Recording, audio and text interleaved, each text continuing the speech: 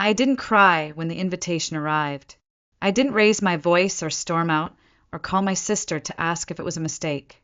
I just stared at the words for a while, then quietly walked to the kitchen and placed the envelope in the trash, right between a crumpled grocery list and a cracked eggshell. The invitation was beautiful. Heavy cardstock with gold trim, soft ivory tone, our family crest embossed at the top like a seal of approval I hadn't asked for. Everything about it screamed elegance. Everything except the line that changed everything. Adults only 18 and over strictly enforced. I read it 3 times, then a 4th, hoping my eyes were wrong. But it was there, bold, icy, final. Behind me, Sophie was sitting at the table, bent over her math homework, earbuds in, pencil tapping rhythmically on the wood. The sun was catching the highlights in her dark hair. She looked up at just the right moment. Maybe she saw something shift in my face, maybe she just felt it, and pulled one earbud out. "What's wrong?" she asked. I hesitated, swallowing the weight in my throat.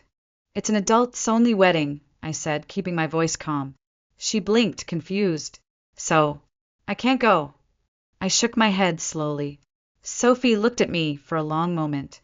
Then, with the kind of quiet that makes your stomach drop, she asked, "Is it because I'm adopted?" That one sentence cracked something inside me. Not because she asked, but because she didn't sound surprised, just resigned, like it was a truth she'd long suspected and had only been waiting for confirmation.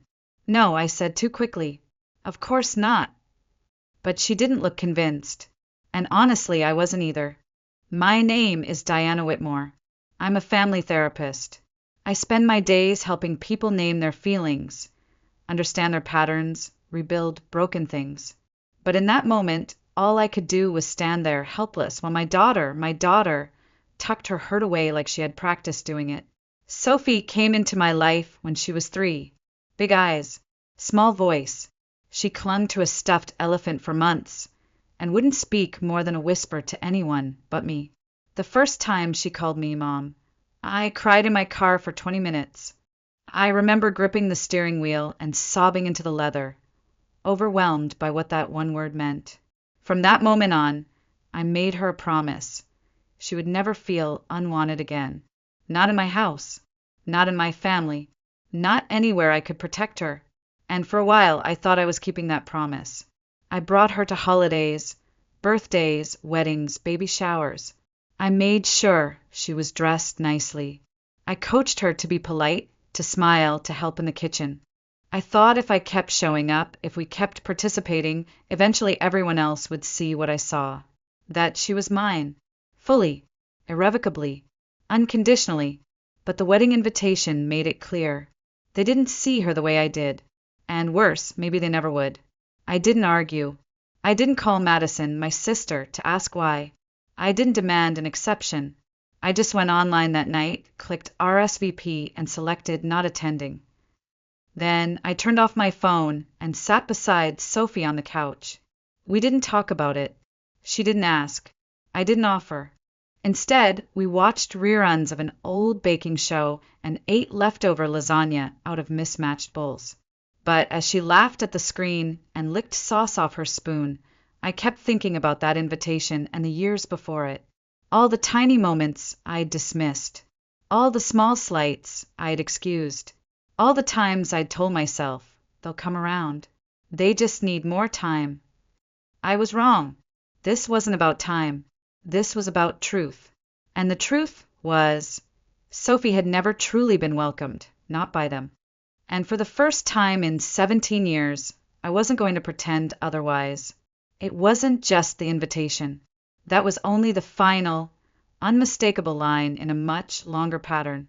A pattern I had spent years trying to overlook, justify, or soften with benefit of the doubt. The truth is, Sophie had been collecting small wounds for as long as she'd been part of our family. Quiet injuries, the kind that don't leave bruises, only silence. I remember one Easter. We arrived at my parents' house with homemade carrot cupcakes Sophie had insisted on baking. She was maybe 9, wearing a yellow dress and carrying a little tray with pink frosting proudly balanced in her hands.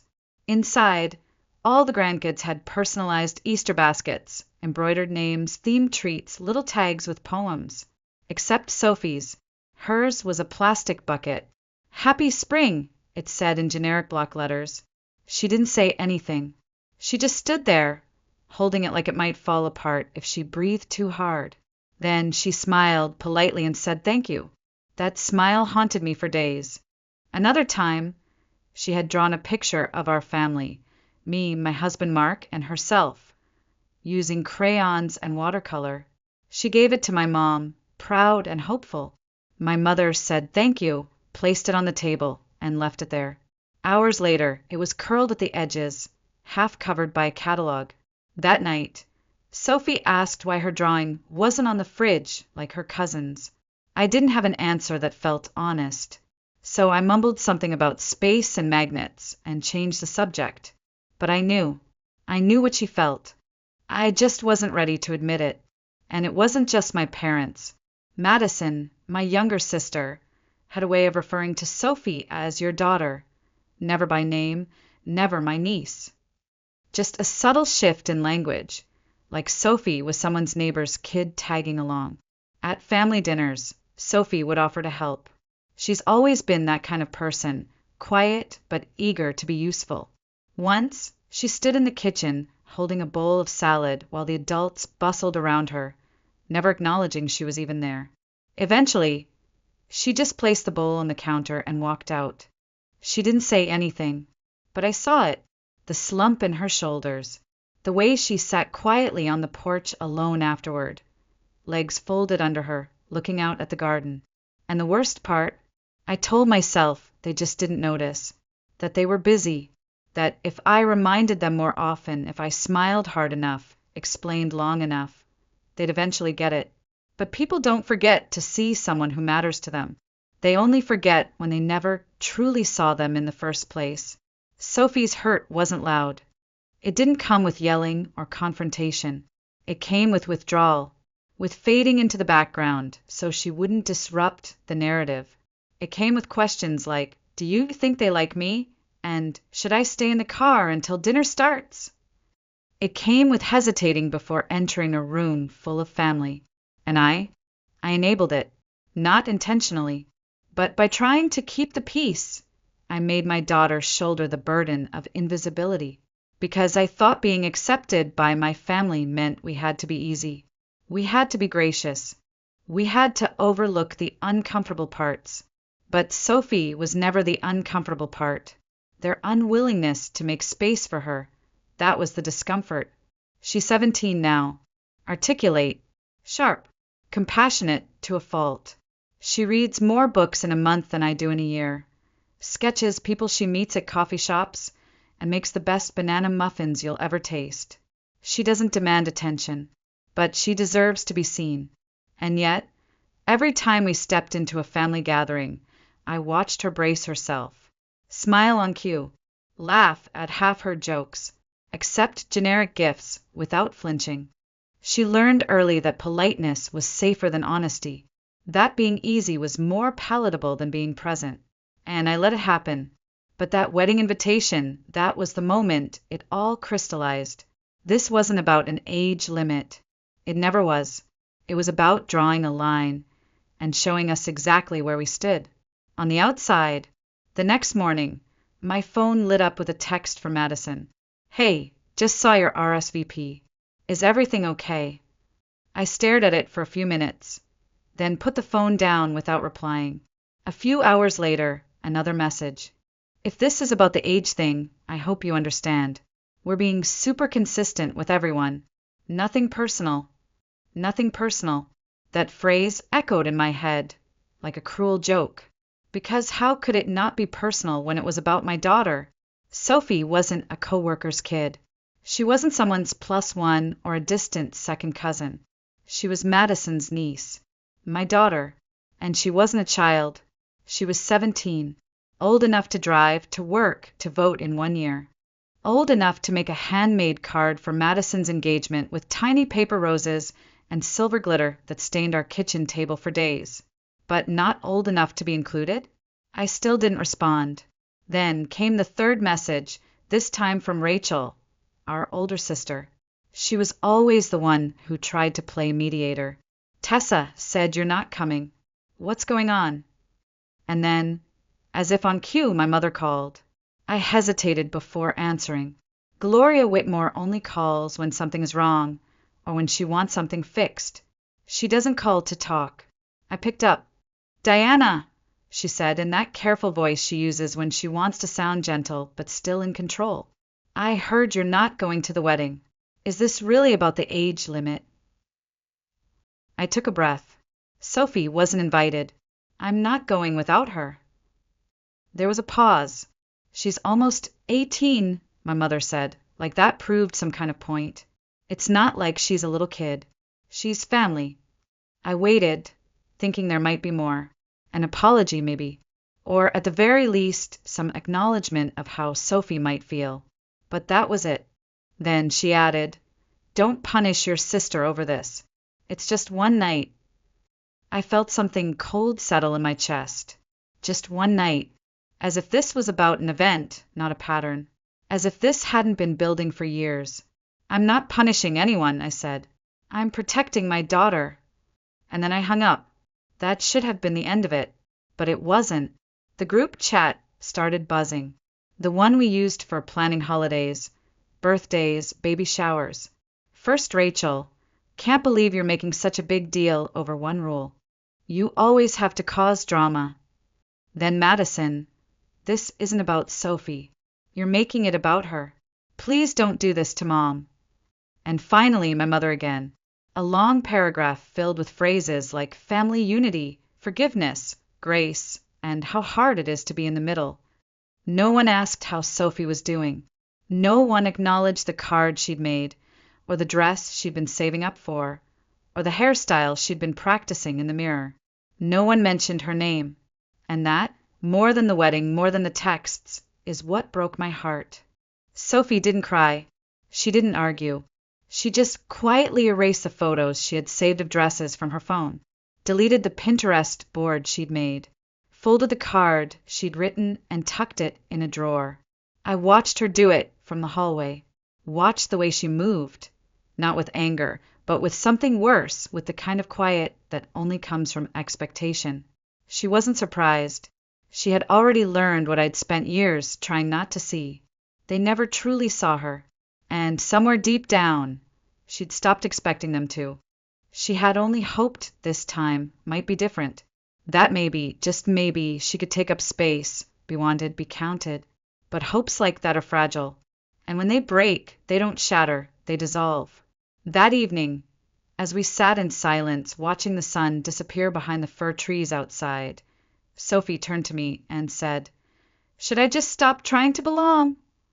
I didn't answer right away, because I didn't know what hurt more, the question itself, or the fact that she had asked it without tears, like it was just another fact of life she needed to prepare for. In our family, Christmas had always been at my house, not because I had the biggest space or the fanciest kitchen, but because I was the one who made it happen. I cooked, I cleaned, I bought extra folding chairs and ironed the table runner I never used the rest of the year. I wrapped gifts weeks in advance and made 3 types of cookies because no one could ever agree on a favorite. It wasn't glamorous. It was work, but it was tradition, and I told myself that mattered. That being the one who held things together made me matter. But that December, everything felt different. I didn't send a group text. I didn't plan a menu or shop for wine or dig the folding chairs out from the garage. I didn't buy ribbon or light the mantel candles. I didn't perform. I simply didn't. Mark noticed first. A week into December, he asked, "Should I go ahead and order the chairs?" I shook my head.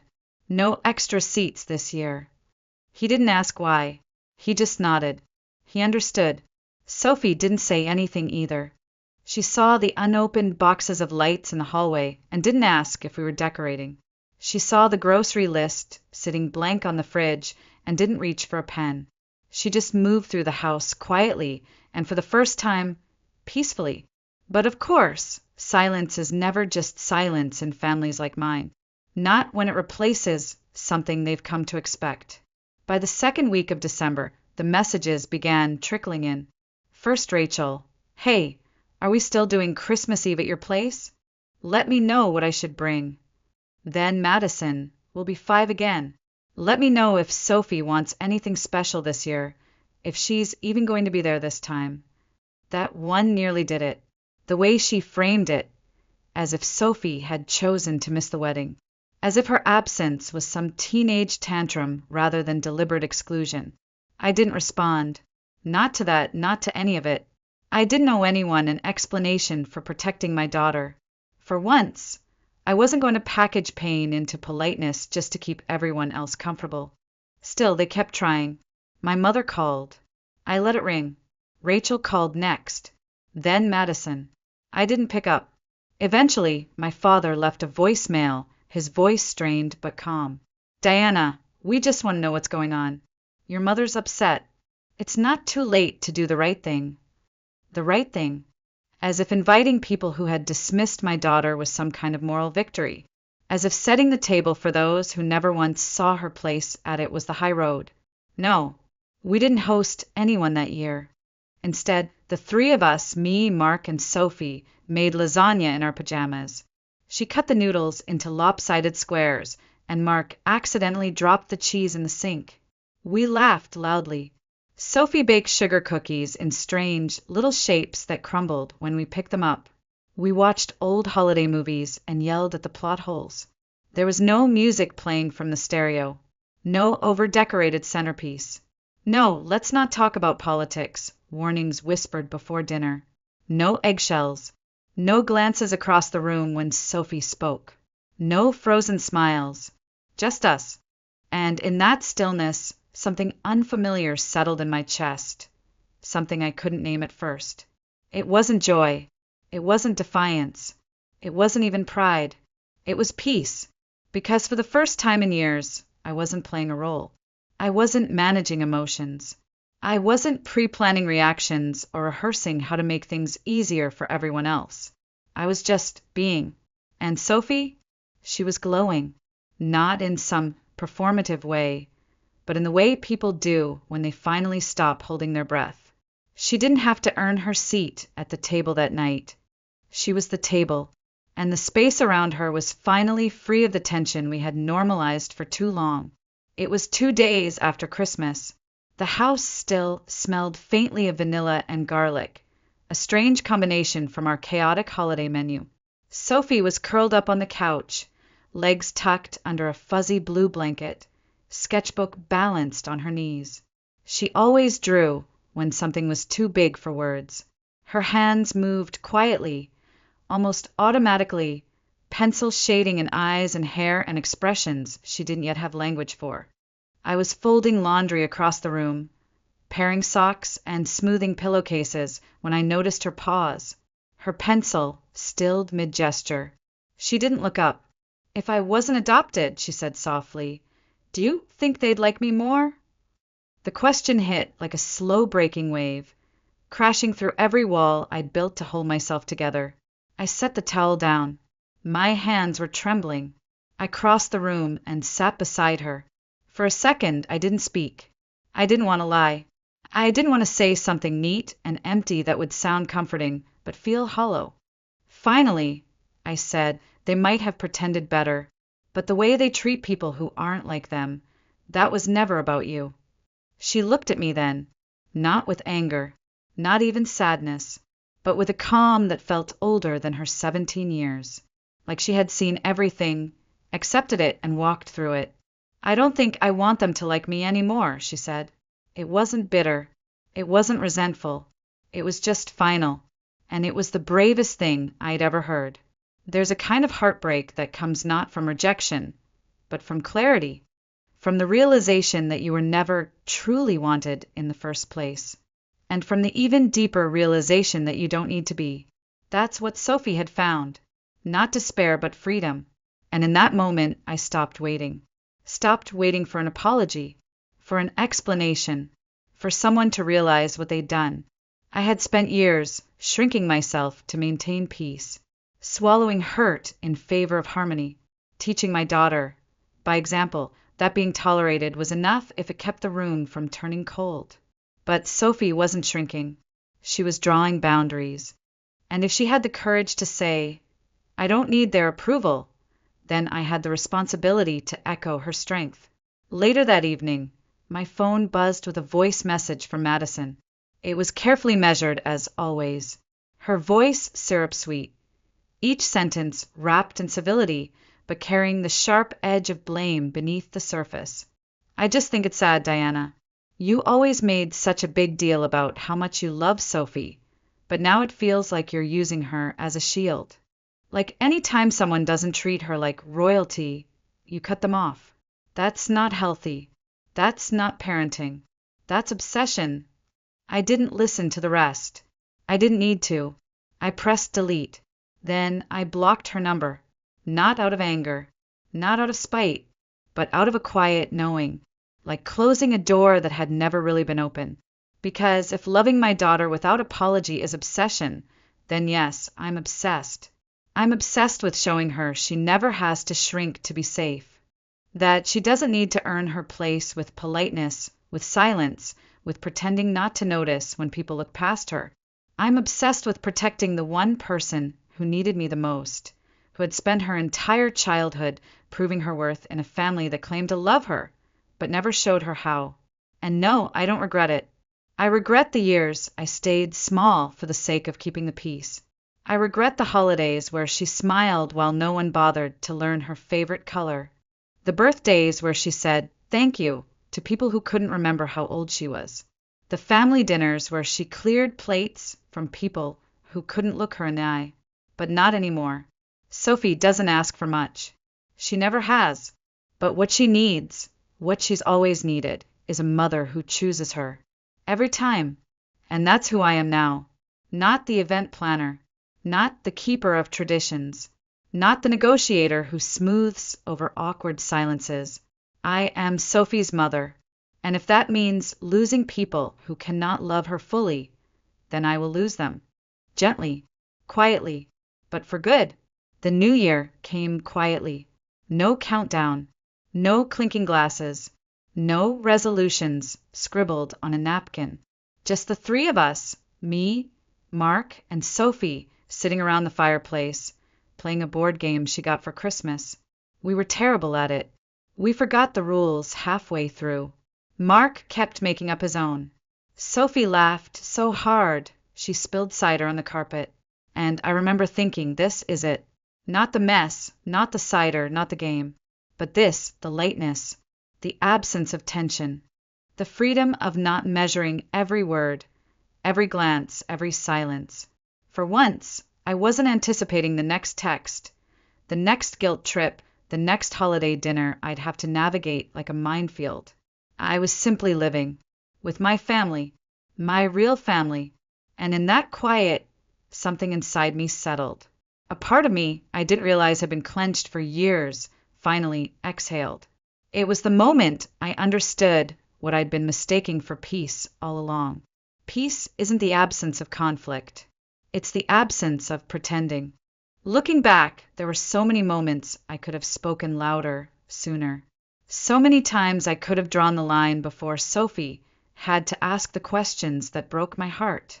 But healing doesn't always come with a grand speech. Sometimes it starts with a small choice, like not setting out extra chairs, like not answering the phone, like letting silence speak instead of explanation. And when I think about Sophie's question, "Do you think they'd like me more if I wasn't adopted?" I still feel the weight of it. I probably always will. But I'm proud of her answer. I don't think I want them to like me anymore. That wasn't bitterness. That wasn't rebellion. That was clarity. That was my daughter recognizing her worth. Refusing to beg for love that came with conditions. Refusing to contort herself into someone palatable just to be tolerated. That was her learning the most important lesson I could ever give her. Love isn't supposed to hurt. It doesn't ask you to earn your place. It doesn't disappear when you make people uncomfortable by simply existing. If you're listening to this and you've been there, if you've ever stood in that space between loyalty and self-respect, know this: it's okay to choose peace. It's okay to stop performing. It's okay to protect your child, your heart, your wholeness, even if it disappoints the people who expect you to stay small.